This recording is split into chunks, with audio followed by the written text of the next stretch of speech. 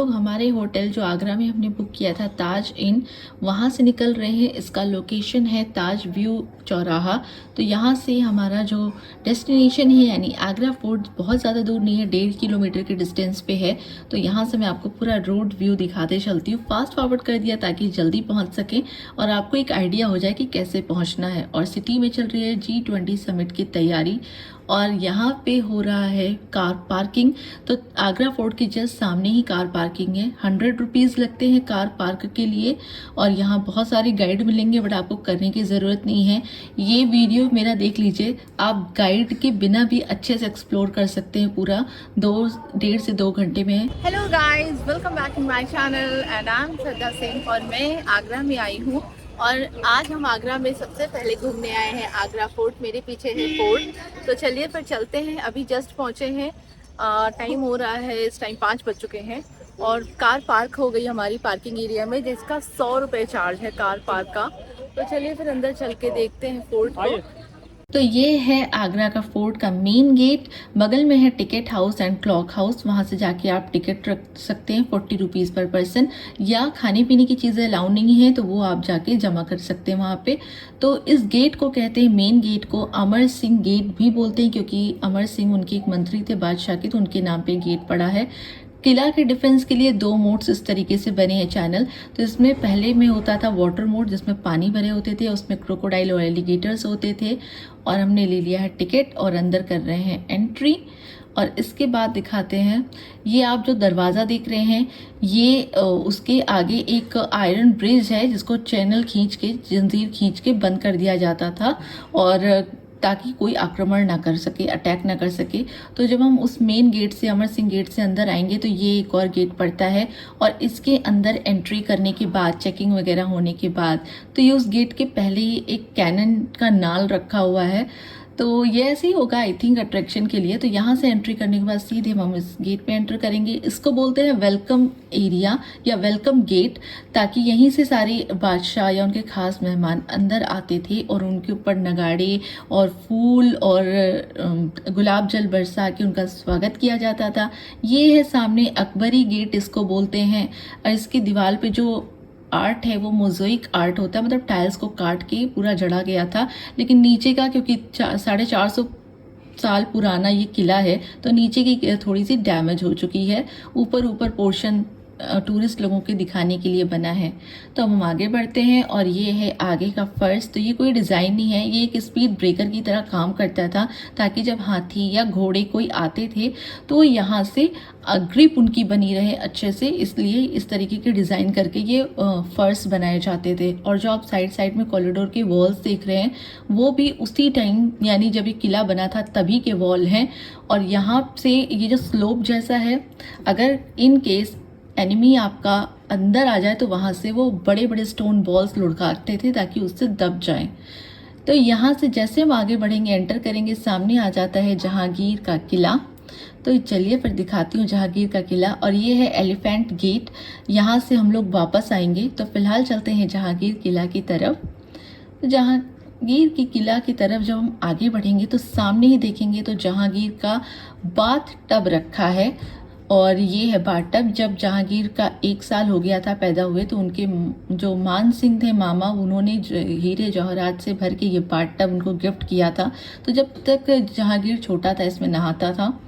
सामने जो आप ये पूरा एरिया देख रहे हैं, ये डिफेंस के लिए वॉल बनाई थी जो 70 फीट ऊंचाई की है। फिलहाल अभी 75% किले का आर्मी के अंडर में है, वहाँ टूरिस्ट का जाना अलाउ नहीं है, तो वो अभी बंद है। और टोटल 25% अलाउ है टूरिस्ट के लिए।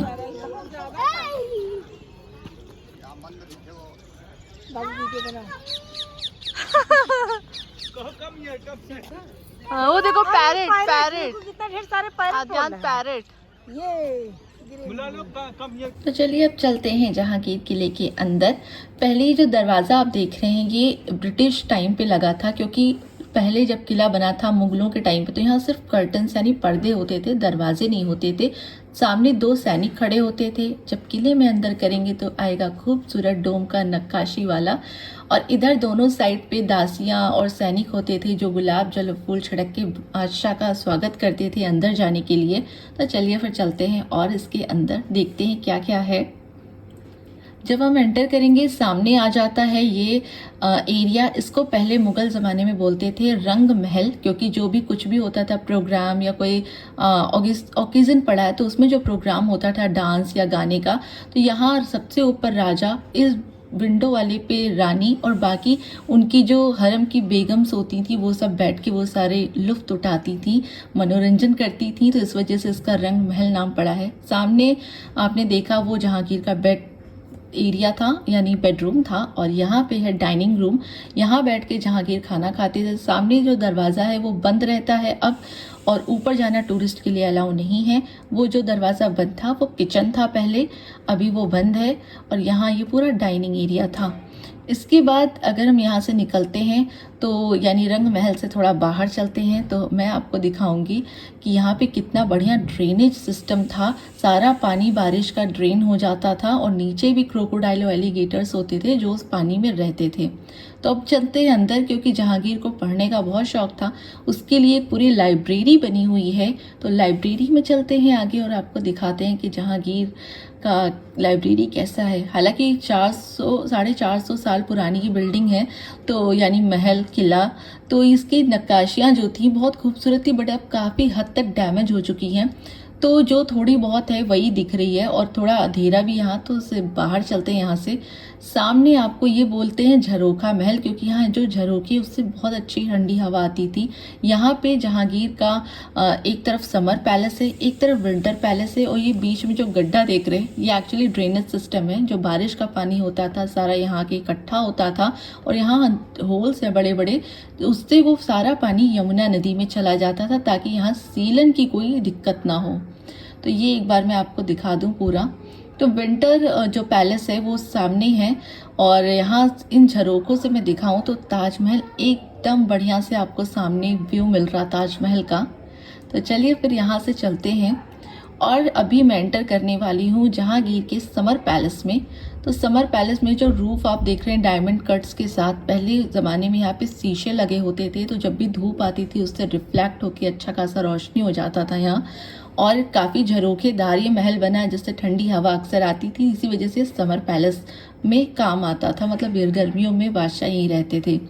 उससे बाहर जैसे हम निकलेंगे, इतने लाल पत्थर वाली किले हैं वो जहांगीर अकबर के ज़माने के हैं। जितने मार्बल वाले किले हैं वो शाहजहां और औरंगजेब ने बनवाए थे। तो शाहजहां का एक बेटा था औरंगजेब, और दो बेटियां थीं जहान आरा और रोशन आरा। तो ये जो किला आप देख रहे हैं वो रोशन आरा का है, और इसमें पालकी शेप की डिज़ाइन बनी है दोनों बेटियों के पैलेस में, ताकि क्योंकि उनकी शादियां नहीं हो पाई थी तो इसी वजह से शाहजहां ने उनका पैलेस ही पालकी शेप में बना रखा था, और उनकी सारी सुविधाओं की चीज़ें यहाँ थी। तो अभी ये था रोशन आरा। बीच में ये आता है मुमताज़ और शाहजहां का बेडरूम। ये इस बिल्डिंग को इसको बोलते हैं खास महल, क्योंकि ये खास इसलिए है, पूरे जितने पूरा आगरा फोर्ट में सबसे ज़्यादा कॉस्टली यही एरिया है। इसमें बहुत सारे सोने की पेंटिंग्स हैं, प्लस बहुत सारे जेम्स लगे हुए थे पूरी बिल्डिंग छत एंड नक्काशियों में, जिसके वजह से बहुत ही खूबसूरत लगता था। बट क्योंकि ब्रिटिश के ज़माने में बहुत सारी चीज़ें लूट के लेके चले गए, तो अब सिर्फ पेंटिंग्स रह गई हैं, और कहीं कहीं गोल्ड पेंट्स भी नज़र आ जाते हैं।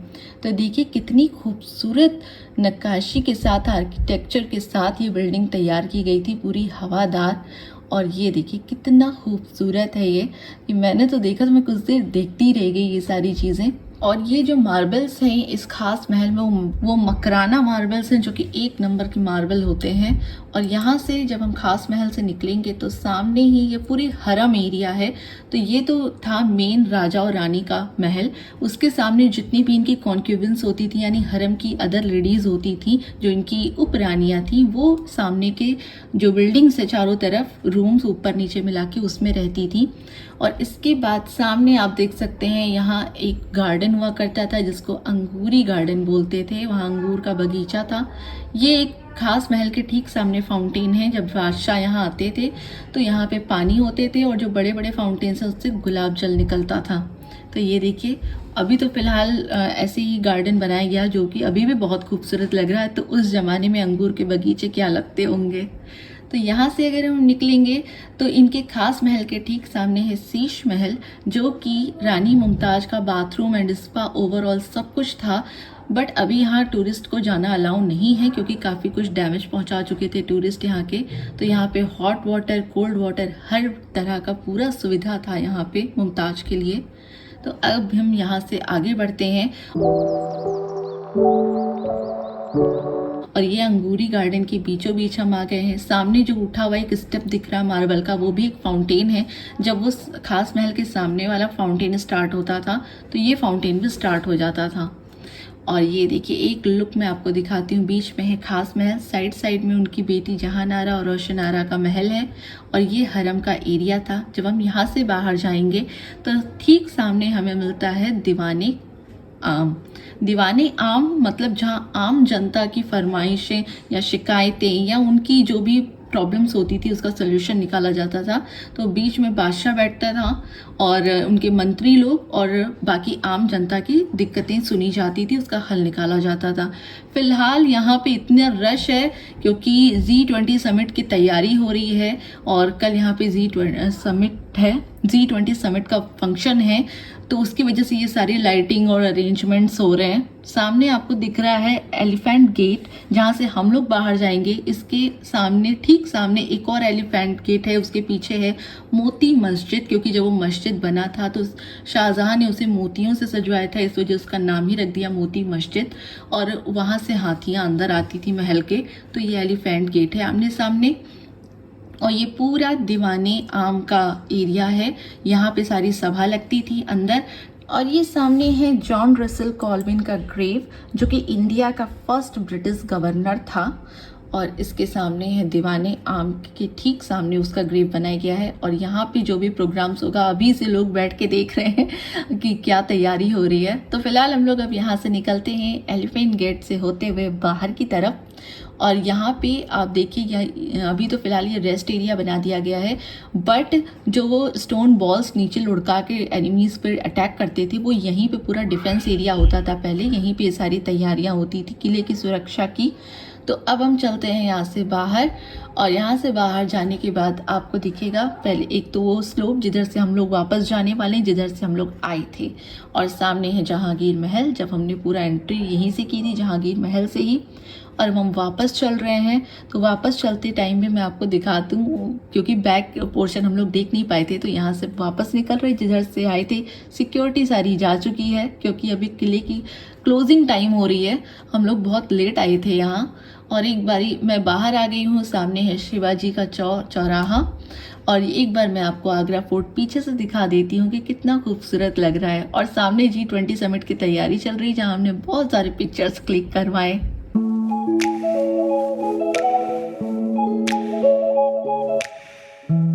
तो दोस्तों ये था मेरा आगरा फोर्ट यानी रेड फोर्ट जिसको यहाँ पे बोला जाता है। तो उसका ब्लॉग होप सो आप सबको रेड फोर्ट या आगरा फोर्ट यहाँ का पसंद आया हो।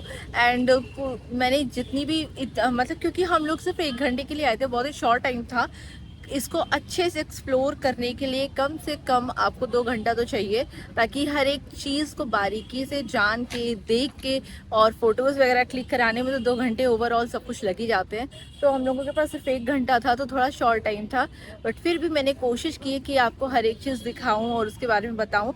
तो गाइज़ अगर आपको ये ब्लॉग पसंद आया हो तो प्लीज़ ब्लॉग को लाइक करें, शेयर करें, चैनल को सब्सक्राइब कर ले। तो मिलते हैं अगले ब्लॉग में, तब तक टाटा बाय बाय।